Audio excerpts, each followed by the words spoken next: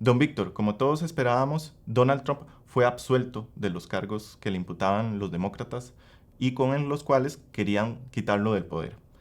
¿Cuáles son las consecuencias de esta decisión? Era lo que todos esperábamos, ¿no? Pues sí, efectivamente, Pablo, no hubo sorpresa, y lo más seguro es que no iba a haber sorpresa.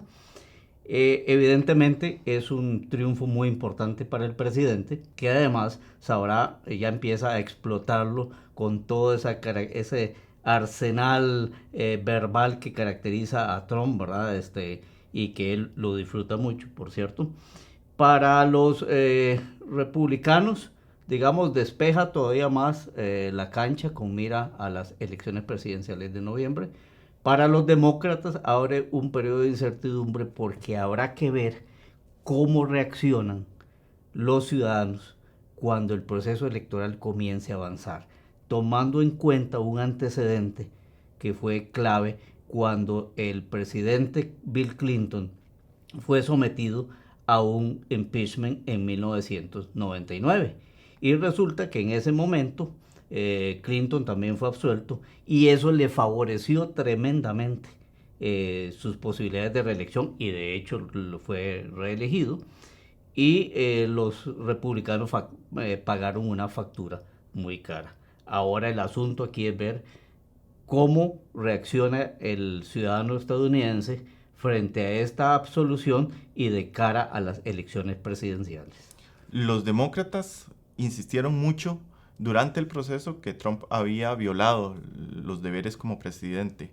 Y a pesar de todo, solamente un republicano se pasó del bando de ellos, que fue Mitt Romney, que además pasó a la historia porque es el primer republicano que vota contra un presidente de su propio partido en un proceso de impeachment.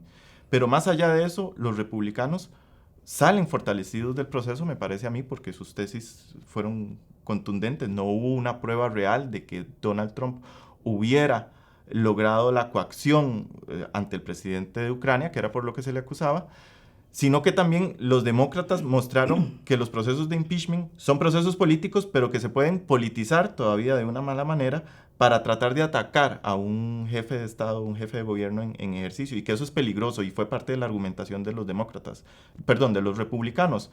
Eso va a afectar también a la figura demócrata que vaya a enfrentar a Trump a final de año, el hecho de que los demócratas hayan insistido en un proceso de impeachment que no tenía bases sólidas realmente para destituir a un presidente.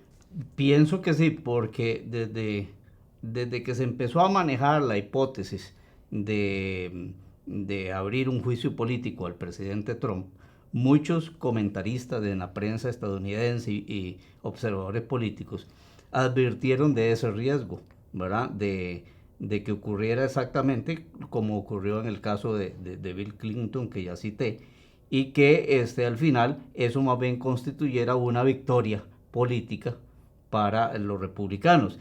Además, aquí hay un problema, Pablo, y ya lo insinuaste.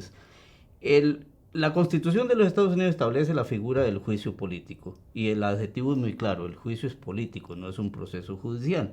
Entonces esto tiene sus problemas porque permite a quien tenga la mayoría en el Senado, que es digamos en este caso que funge como el tribunal, de pues establecer las reglas del juego y esas reglas del juego son partidistas. En este caso, por ejemplo, fueron muy claras dos acotaciones que hicieron los republicanos. Uno, no permitir que se llamara a testigos que pudieran ser muy incómodos para el presidente. Por ejemplo, John Bolton, el ex asesor de seguridad nacional de la Casa Blanca. Y no permitir incorporar documentos que fortalecieran o que permitieran a los demócratas afianzar, digamos, sus alegatos en el juicio político.